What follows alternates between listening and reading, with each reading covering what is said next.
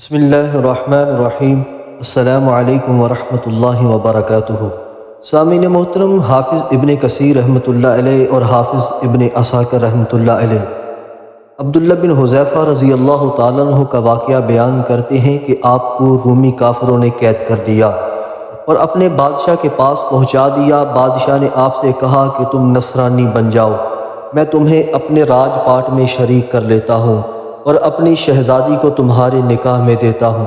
عبداللہ بن حذیفہ رضی اللہ تعالیٰ عنہ نے جواب دیا، یہ تو کیا، اگر تم اپنی بادشاہت مجھے دے دے اور تمام عرب کا راج بھی مجھے سونپ دے، اور یہ چاہے کہ ایک آنکھ جھپکنے کے برابر بھی میں اپنے دین محمد صلی اللہ علیہ وسلم سے پھر جاؤں، تو یہ ناممکن ہے۔ بادشاہ نے کہا، پھر تجھے قتل کر دوں گا۔ حضرت عبداللہ بن حذیفہ رضی اللہ تعالیٰ عنہ نے جواب دیا کہ ہاں، یہ تجھے اختیار ہے۔ چنانچہ اسی وقت بادشاہ نے حکم دیا اور انہیں صلیب پر چڑھا دیا، اور تیر اندازوں نے قریب سے باحکم بادشاہ ان کے ہاتھ، پاؤں اور جسم چھیدنا شروع کر دیا۔ بار بار کہا جاتا کہ اب بھی نصرانیت قبول کر لو، اور آپ پورے صبر و استقلال کے ساتھ فرماتے جاتے تھے، ہرگز نہیں۔ آخر بادشاہ نے حکم دیا کہ اسے سولی سے اتار لو اور پیتل کی بنی ہوئی دیگ خوب تپا کر آگ بنا کر لاؤ۔ چنانچہ وہ پیش ہوئی۔ بادشاہ نے ایک اور مسلمان قیدی کی بابت حکم دیا کہ اسے اس میں ڈال دو، تو اسی وقت حضرت عبداللہ بن حذیفہ رضی اللہ تعالیٰ عنہ کی موجودگی میں آپ کے دیکھتے ہوئے اس مسلمان قیدی کو اس میں ڈال دیا گیا۔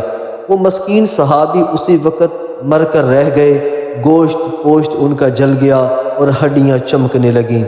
پھر بادشاہ نے حضرت عبداللہ بن حذیفہ رضی اللہ تعالیٰ عنہ سے کہا کہ دیکھو، اب بھی وقت ہے، بات مان لو اور ہمارا مذہب قبول کر لو، ورنہ اسی آگ کی دیگ میں اسی طرح تمہیں بھی ڈال کر جلا دیا جائے گا۔ تو آپ نے پھر بھی اپنے ایمانی جوش سے کام لیا، فرمایا کہ یہ ناممکن ہے کہ میں اللہ کے دین کو چھوڑ دوں۔ اسی وقت بادشاہ نے حکم دیا کہ انہیں چرخی پر چاڑھ کر ڈالو، اور جب اس آگ کی دیگ میں ڈالے جانے کے لیے چرخی پر اٹھائے گئے تو بادشاہ نے دیکھا کہ ان کی آنکھوں میں سے آنسو آ رہے ہیں۔ اسی وقت اس نے حکم دیا، رک جائیں، اور انہیں اپنے پاس بلا لیا، اس لیے کہ اب اسے امید بندھ گئی تھی کہ شاید اس عذاب کو دیکھ کر اس کے خیالات بدل گئے ہوں، میری مان لے گا اور پھر میرے مذہب کو قبول کر کے میرا دامادی میں آ کر میری سلطنت کا ساجی بن جائے گا۔ لیکن بادشاہ کی یہ تمنا بے سود نکلی۔ تو سامعین محترم، حضرت عبداللہ بن حذیفہ رضی اللہ عنہ نے فرمایا، میں صرف اس وجہ سے رو رہا تھا کہ آج ایک ہی جان ہے جسے اللہ کی راہ میں اس عذاب کے ساتھ قربان کر رہا ہوں۔ کاش میرے روئے روئے میں ایک ایک جان ہوتی، تو آج میں سب کی سب جانیں اللہ کی راہ میں ایک ایک کر کے فدا کر دیتا۔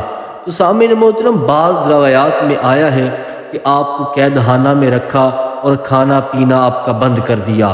کئی دن کے بعد شراب اور خنزیر کا گوشت بھیجا گیا، لیکن آپ نے اس بھوک پر بھی اس کی طرف توجہ نہ فرمائی۔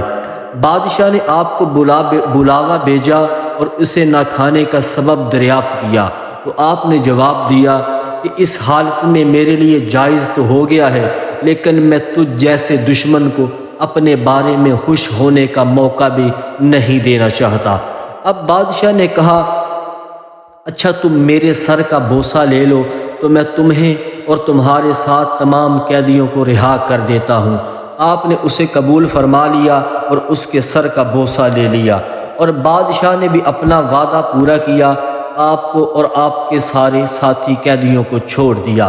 جب حضرت عبداللہ بن حذیفہ رضی اللہ تعالی عنہ یہاں سے آزاد ہو کر حضرت فاروق اعظم رضی اللہ تعالی عنہ کے پاس پہنچے، تو آپ نے انہیں بڑے ادب کے ساتھ ممبر رسول صلی اللہ علیہ وسلم پر بٹھایا اور فرمایا کہ عبداللہ، اپنا واقعہ سناؤ۔ چنانچہ جب آپ نے شروع کیا تو خلیفۃ المسلمین رضی اللہ تعالیٰ عنہ کی آنکھوں سے آنسو بہنے لگے۔ تو آپ نے فرمایا کہ ہر مسلمان پر حق ہے کہ وہ عبداللہ بن حذیفہ رضی اللہ تعالیٰ عنہ کی پیشانی چومے، اور ابتدا میں کرتا ہوں۔ یہ فرما کر سب سے پہلے حضرت فاروق اعظم رضی اللہ تعالیٰ عنہ نے ان کے سر کا بوسہ لیا اور پھر دوسرے صحابہ نے۔